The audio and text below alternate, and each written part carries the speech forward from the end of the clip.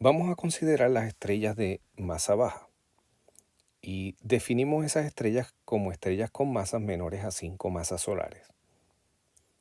Así que eventualmente la estrella va a llegar a un punto en el que todo el hidrógeno en su núcleo se habrá convertido en helio. Y ya en videos anteriores hemos estudiado ese tipo de reacciones, ¿verdad? Que eh, convierten hidrógeno en helio, como por ejemplo la cadena protón-protón. Para las estrellas de masa baja, la temperatura en su centro no es suficientemente alta como para comenzar la fusión del helio. Así que el núcleo deja de producir energía por ese mecanismo de fusión. Y a pesar de que todavía queda mucho hidrógeno, ese hidrógeno está fuera del núcleo y la temperatura en las afueras del núcleo no es lo suficiente como para que ocurra fusión de ese hidrógeno a helio.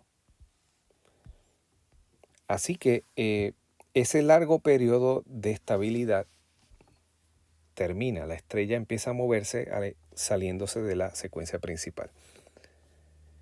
El núcleo entonces comienza a contraerse, convirtiendo energía potencial gravitacional en energía cinética. En otras palabras, el núcleo se contrae y se calienta. La temperatura entonces empieza a aumentar. La energía termal que se genera por esa conversión de energía potencial a cinética fluye entonces hacia afuera y calienta el hidrógeno que está justo fuera del núcleo hasta que la temperatura aumenta lo suficiente como para que ocurra la fusión de hidrógeno. Esta fusión de hidrógeno ocurre en una capa alrededor del núcleo, la cual es llamada en inglés Hydrogen Burning Shell, o sea que es la capa de quemado de hidrógeno. Yo simplemente le voy a llamar HBS. En la figura que está a mano derecha, aquí vemos la estrella cuando su núcleo ha consumido todo el hidrógeno en su núcleo y ese núcleo ahora está constituido por helio. Ese núcleo entonces comienza a contraerse, la temperatura empieza a aumentar hasta que se alcanza esta temperatura para que ocurra la HBS. Y entonces tenemos este esquema que se muestra aquí en la segunda figura.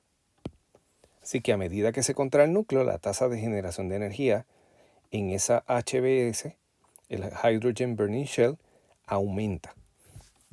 En la capa que está marcada en este dibujo en rojo es que hay fusión de hidrógeno.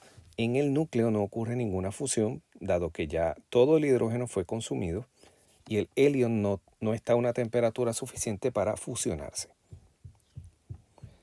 Esta capa es interesante notar que genera más energía por segundo que lo que generaba el núcleo cuando en él ocurría la reacción de fusión para generar energía. Así que a pesar de ser una capa que es relativamente fina, la cantidad de energía que se emite es bien alta. Y esto va a tener ciertos efectos. El principal es que mientras ocurre ese proceso en el interior de la estrella, las capas externas de la estrella se calientan y se expanden.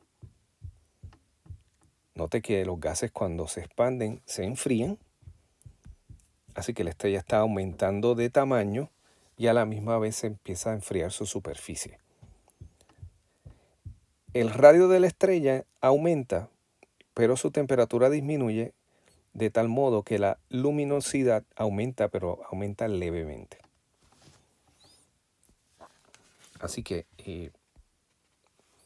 si ahora miramos dónde estaría la estrella en el diagrama de Hertzsprung-Russell, las estrellas comienzan en la línea que es llamada SAMS, ¿verdad? La línea de cero edad en la secuencia principal. Vamos a suponer que seguimos el caso del Sol.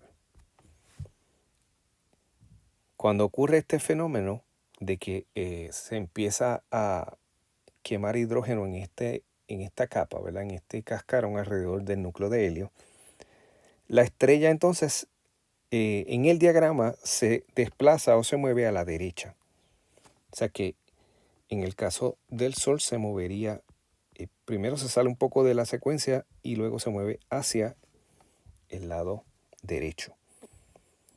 Lo que eso quiere decir que la temperatura superficial es un poco más baja. Y la luminosidad se mantiene más o menos igual. Esta estrella es llamada entonces subgigante.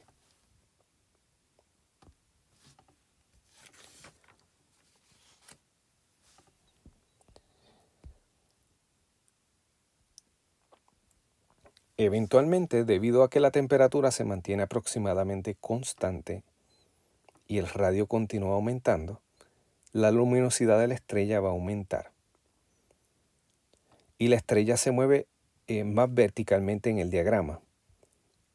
Y finalmente se convierte en una gigante roja. Quiere decir que si volvemos al diagrama,